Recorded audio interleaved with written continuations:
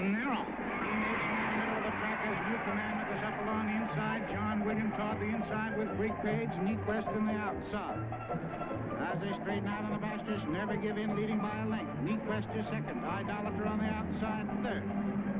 Going up along the inside, Francis S. fourth. John William right alongside fifth. Greek Page is sixth. Zenith is seventh. Yorktown is eighth. Count Amber, new commander is ninth. On the bastard champ, Francis S. has slipped through along the inside with Never Give In right alongside him in for the lead. That's John William going up on the outside, getting third. And along the inside, it's Francis S. second. John William on the outside is a closer third. And into the stretch, Never Give In front to Francis S. along the inside second. John William down the middle of the track coming off. And through the stretch, on the inside, Francis S. Never Give In between them. John William on the outside third. New commander is fourth. And here it is, Francis S. Francis S. whipping the driving, but he's going to get it. And here it is, Francis S. the winner by 2.5 lengths. Never Give In the second. Behind the roar of a racetrack crowd rings the anvil chorus of Americans at Work, protecting the feet of thoroughbred racehorses with the emblem of good luck, the horseshoe. At the track, the race is to the swift and the well-shod. As every winner needs a good jockey, so does he need a good horseshoer.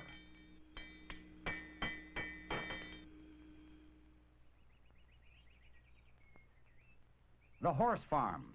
This is the beginning of racing and of the close relationship of horses and men. Thoroughbred racehorses are frolicsome, high-spirited steeds. They are bred to run.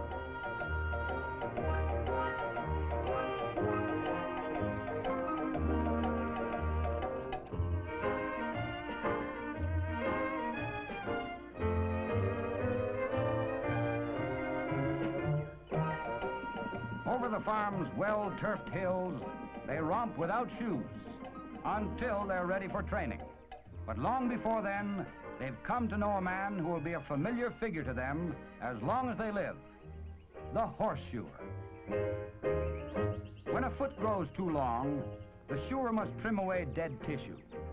This way, the yearling's feet stay healthy and strong. The shoer at a farm has responsibility not only to the horses under his care, but to the shoers at the track, members of his union. The way a horse is treated here determines his reaction to every shoer he meets the rest of his life.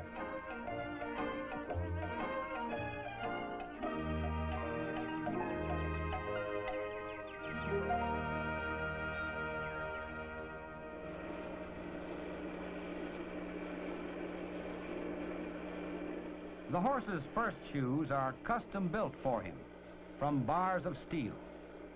When the metal is white hot, it's ready for bending into shape. Later at the track, a thoroughbred will wear ready-made shoes. One of the basic requirements for the union smith is that he must be able to build a shoe, starting from scratch with a bar of steel. The blacksmith is a legendary figure. The ancients thought he had magical powers because he was master of fire and iron. In Roman mythology, Vulcan was the patron of blacksmiths. He used volcanoes as forges. At the anvil, the smith shapes the shoes carefully for the feet of a growing horse. While the metal is still soft, he must use a wooden mallet.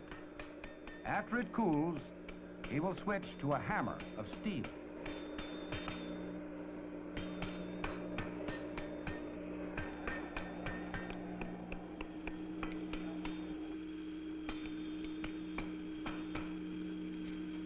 What started as a bar of steel is fast becoming a horseshoe. The smith, a mighty man is he.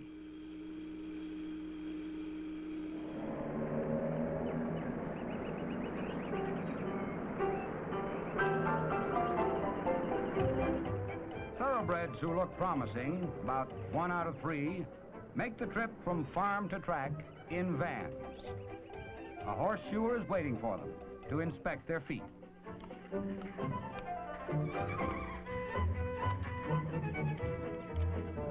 Life at the track is exciting to a new arrival. So much is going on. What a high-strung thoroughbred needs is the reassuring presence of old pals. Goats are popular, and ponies, too, have a gentling effect.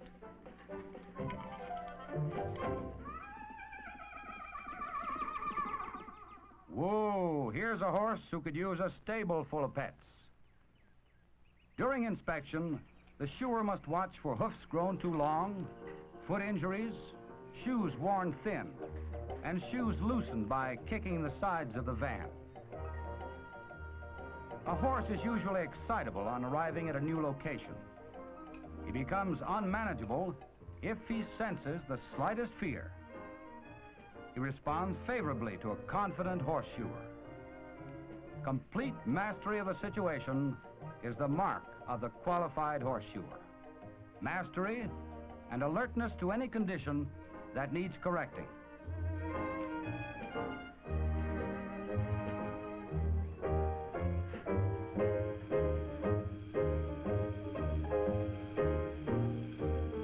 Headquarters for the shoers at the track is the blacksmith shop.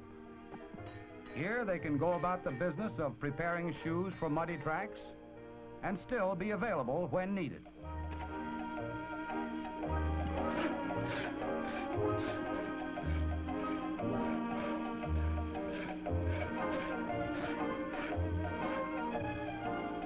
A horse needs shoeing. This is top priority. Without a shoer to care for his feet, the fastest thoroughbred could not go to the post. As trainers say, no foot, no horse.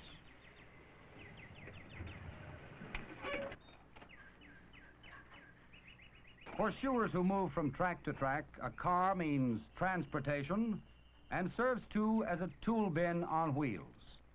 In his trunk, he carries his equipment and shoes of every size, all within easy reach. The thoroughbred lifts his foot. He has learned that no man is a shoer unless he loves horses. He has learned, too, that shoeing is good for him and in no way painful. The first step is removal of the old shoes and nails.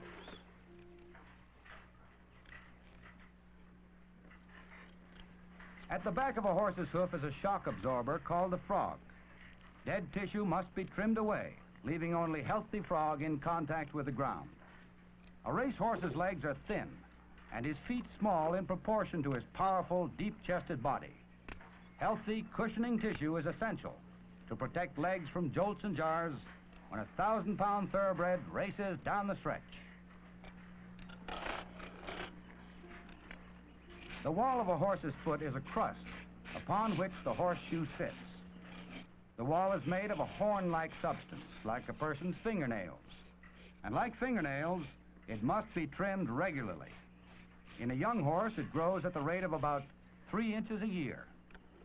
The sole is also horn. The shoer must avoid trimming so deep that the sole becomes sensitive. The shoes used at the track are called racing plates. They come in sizes 4, 5, 6, and 7. Native Dancer wore size 6. The plates are made of aluminum for lightness.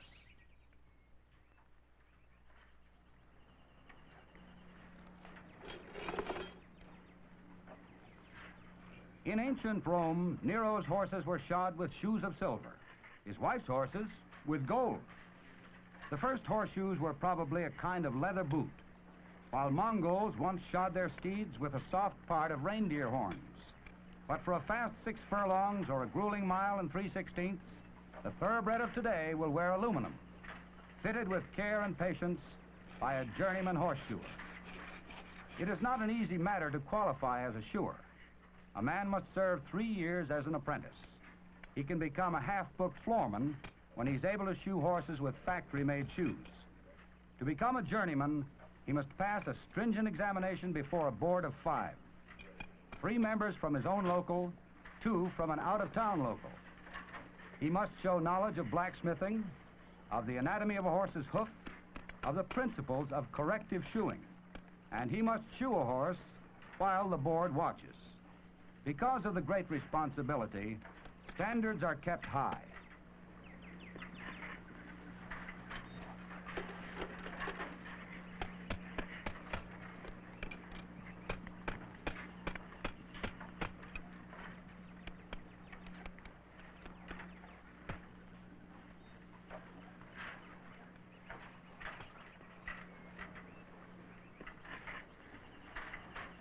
The shoer drives the nails out the sides of the hoof wall, never straight in, where they might touch sensitive tissue.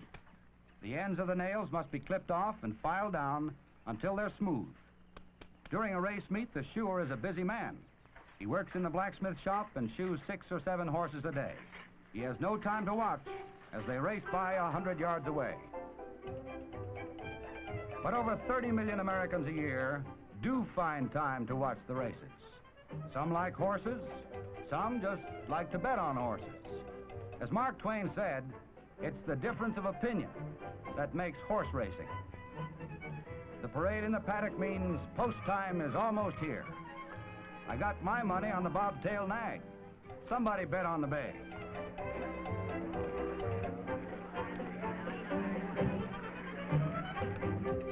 Patrol judges head for their posts.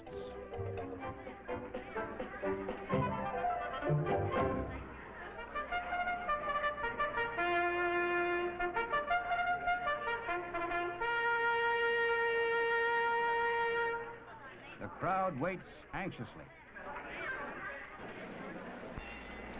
Now, going up in the middle of the track, Carter toward the outside, Watts behind, and Q Admiral. Moving along the inside, Bo Purple. As they straighten out, Bo Purple getting the lead. Watts behind is second. Orbit's top is up along the inside, getting third. Carter is fourth. Q Admiral fifth. National Gallery along the inside, sixth, and Kingly Jim. Leaving the three-quarter pole, and it's Bo Purple leading by a left. Orbit's top is second. The gap of 2 lengths. Watts behind is third. Carter is fourth. National Gallery fifth. Kingly Jim sixth. Thoroughbreds down the stretch thunder back a tribute to the organized members of the International Union of Journeymen Horseshoers of the United States and Canada, AFL-CIO.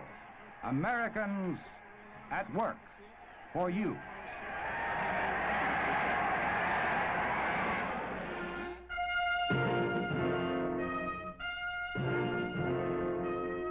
Americans at Work, presented as a public service by the AFL-CIO. Next week, another story of Americans at work.